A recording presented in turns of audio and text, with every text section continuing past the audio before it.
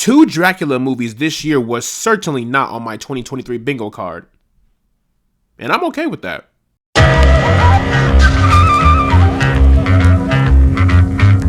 So The Last Voyage of the Demeter is a brand new horror / fantasy film in which, honestly, I saw the trailer once and I never heard from the movie ever again. The film is directed by Andre Orvidal and it stars Corey Hawkins, Aisling Franciosi, David Dastmalchian, and Liam Cunningham. So the story follows the doomed crew of the merchant ship Demeter, who attempts to survive the treacherous ocean voyage while being stalked by a vampire known as Dracula. Guys, I won't lie, the production in this movie, pretty solid. The movie manages to make the Demeter feel so alive and massive, and honestly, I think the attention to detail of the ship itself was quite impressive to me.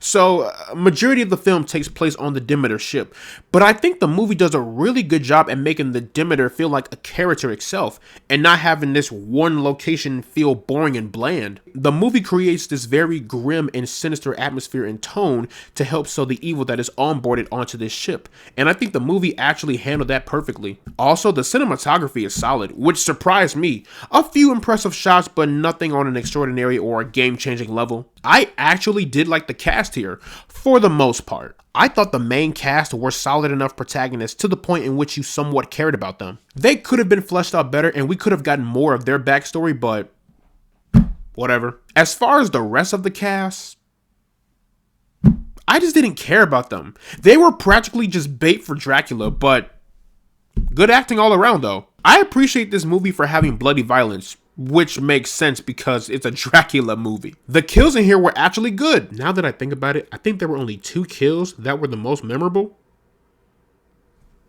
Still bloody entertaining. As always, I love when a movie uses practical effects. And they use it for Dracula. Dude, the fact that there was someone in that suit is still kind of crazy to me.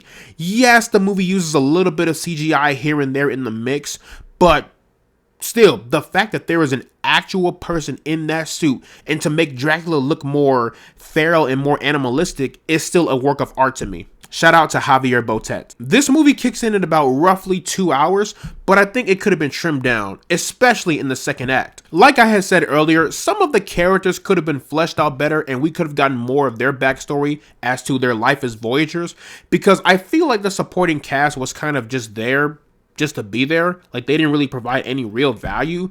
But I feel like if we have gotten their backstory, they could have provided some sort of real value to this main story, but never mind. This movie does have some plot holes, but if there is one plot hole that really grinded my gears, it was the impact of Dracula's bite. So, semi-spoiler alert incoming, just a heads up, I'm going to tread carefully. So, a character is revealed to have been bitten shortly after that character was revealed to have been onboarded onto the Demeter. And the movie tries to explain how this character has gone so long without turning after being bitten from Dracula. And I just thought it was bullshit. Because how do other characters get bitten and turn within hours, but you manage to fight it off for days?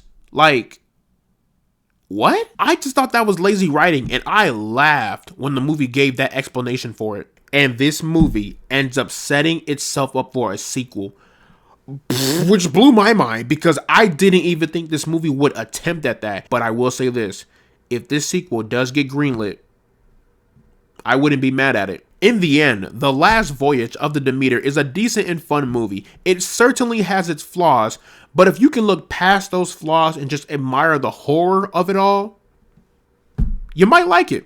So, plugging The Last Voyage of the Demeter into the rank system, I am placing this one into the pass zone. But yeah, that is pretty much my review for The Last Voyage of the Demeter. Let me know down in the comment section below what you guys thought about the film. Did you love it? Did you hate it? Do you prefer this movie or Renfield? Whatever you thought, let me know down in the comment section below. And as always, guys, leave a like and subscribe if you want to see more. And I will see you all in the next one. After working up the nerve almost equal in size, I walked around with the iron for any wrinkle in time. I paid a piece of my mind for every nickel and dime, but never less than a 5 and never slept on a job. A killer crept on your squad, yet never left the garage. When your God was close enough to see the flesh of his eyes. Get to the button and press is what the message advised. What's a threat behind the vest is where the testament lies.